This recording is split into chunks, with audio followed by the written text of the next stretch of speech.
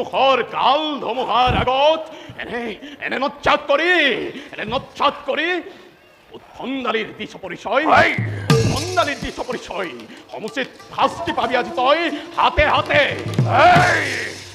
বেশ বেশ তেন্তে অতি উত্তম।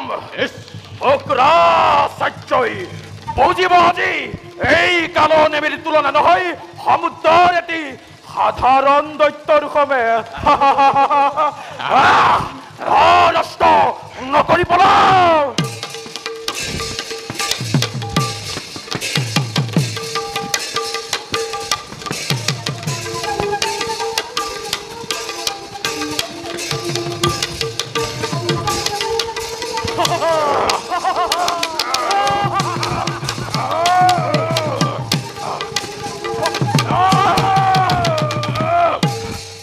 ক্ষমা কৰুক।